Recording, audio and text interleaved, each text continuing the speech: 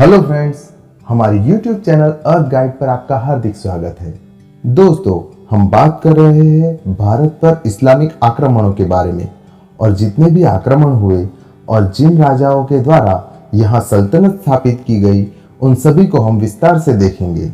Friends, पिछले video में हम भारत पर प्रथम मुस्लिम आक्रमण के बारे में देख चुके हैं, जो कि मोहम्मद बिन कासिम के नेतृत्व में 712 ईसा में हुआ था और लगभग 300 सालों के बाद भारत पर फिर एक बार तुर्की मुस्लिमों ने आक्रमण किया और यह आक्रमण लगातार 17 बार महमूद गजनवी के नेतृत्व में हुए थे।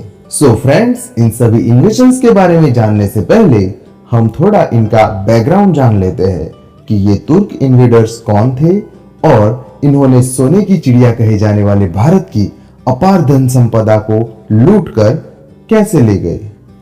सबसे पहले 10वीं शताब्दी में अल्तगिन नामक एक तुर्क मामलुक कमांडर ने अफगानिस्तान से निकट गजनी में गजनवी सत्ता की स्थापना की। फ्रेंड्स, यहाँ मामलुक शब्द का सीधा अर्थ होता है गुलाम, क्योंकि आगे जाके कई शासकों के लिए गुलाम या मामलुक शब्द का उपयोग किया जाएगा। अल्तगिन के बाद सत्ता पर सुबुक्तगिन आता है। कुछ इतिहासकार इसे अल्तगिन का पुत्र मानते हैं, पर ज्यादातर किताबों में उसे भी एक तुर्क मामलुक बताया गया है। सुबुक्तगिन भारत पर आक्रमण करने वाला प्रथम तुर्क शासक था। उसने पंजाब और अफगानिस्तान के शासक जयपाल से युद्ध किया, पर वो असफल रहा और युद्ध का परिणाम संधि से समाप्त हुआ। सुबुक्तगिन का 997 ईसा में निधन हो जाता है और उसके बड़े बेटे इस्माइल को गजनी के शासक के रूप में नियुक्त कर दिया जाता है और जल्द ही महमूद गजनवी सेना नायक अबू मुजफ्फर की मदद से गजनी साम्राज्य पर अपना नियंत्रण कर लेता है। महमूद गजनवी का जन्म 2 नवंबर 971 ईसा को उस समय के जबुलिस्तान अर्थात अफगानिस्तान क्षेत्र के गजनी शहर में हुआ था। फ्रेंड्स, मोहम्मद गजनवी अपने समय का सबसे शक्तिशाली शासक था जिसने कभी कोई लड़ाई नहीं हारी थी। हालांकि भारत पर गजनवी के इन्वेजन्स बहुत ज्यादा क्रूअल थे। उसने कई लोगों को मौत के घाट उतार दिया था और भारत की समृद्धि और संपत्ति को बहुत नुकसान पहुंचाया था, लेकिन फिर भी वह अपने प्रदेश अफगानिस्तान में वह एक कुशल राज्यकर्ता एवं शासनकर्ता के रूप में माना जाता है। फिर भी दोस्तों, यहाँ एक बात ध्यान में रखनी चाहिए कि जब गजनवी ने भारत पर आक्रमण किया तब राजपूत शक्तियां आपस में लड़कर क्षीण हो चुकी थी और इसीलिए वे सब एक साथ मिलकर भी गजनवी के आक्रमण को रोक नहीं पाए थे। महमूद गजनवी सुल्तान की उपाधि धारण करने वाला प्रथम तुर्क शासक था।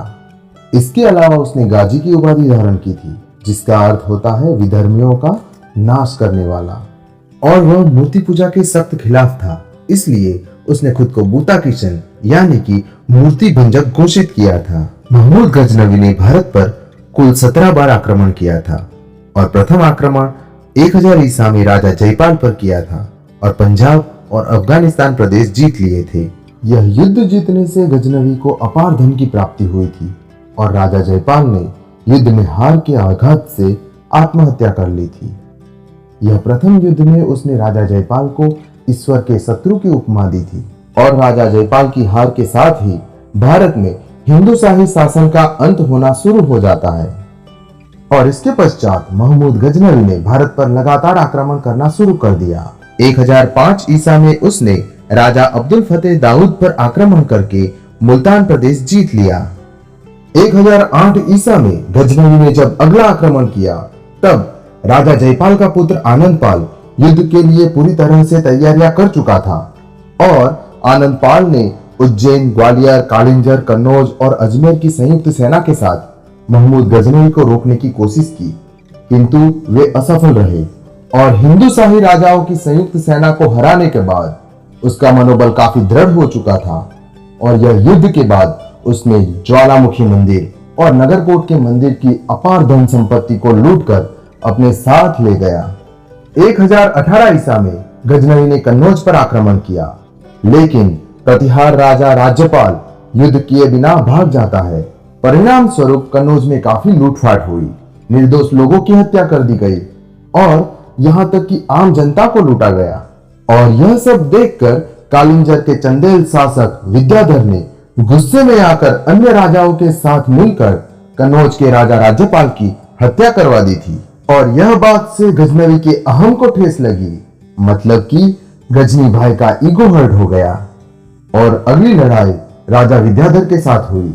राजा विद्याधर एक शक्तिशाली राजा था और अन्य कई राजाओं से उन्हें मदद भी मिली थी, जिसकी वजह से यह लड़ाई काफी लंबी चलती है और आखिरकार संधि के साथ यह लड़ाई समाप्त हो जाती है। 1025-26 ईसा में महमूद गजनवी ने अंतिम आक्रमण गुजरात के सोमनाथ मंदिर पर किया। इन सभी 17 आक्रमणों में से अपार धन संपदा वाले सोमनाथ मंदिर को लूटा गया।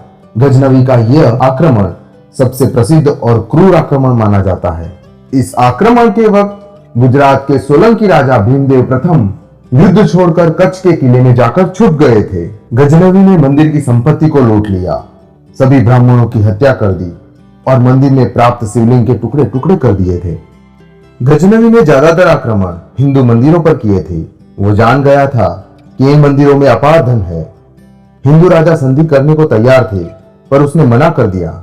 1030 ईसा में 59 वर्षीय महमूद गजनवी की जानलेवा बीमारी से मृत्यु हो गई थी। गजनवी के मृत्यु के पश्चात 157 वर्षों तक गजनवी वंश के शासकों ने सत्ता संभाली, किंतु वे कमजोर शासक थे, भारत पर आक्रमण करने में सफल नहीं हुए। दोस्तों, गजनवी एक क्रूर आक्रमणकारी के साथ एक अच्छा राज्यकर्ता और अच्छा प्रशासक भी था। उसने अपने दरबार में कई विद्वानों और कवियों को स्थान भी दिया था। उनमें से एक था अल-बरूनी, जो भारत आक्रमण के वक्त गजनवी के साथ आया था।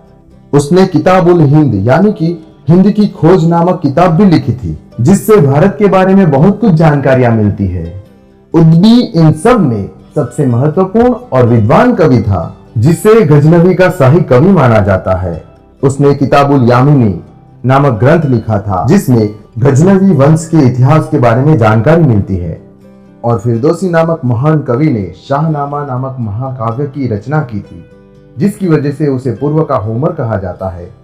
और माना जाता है कि शाहनामा फारसी भाषा में लिखा हुआ प्रथम ग्रंथ एवं महाकाव्य है।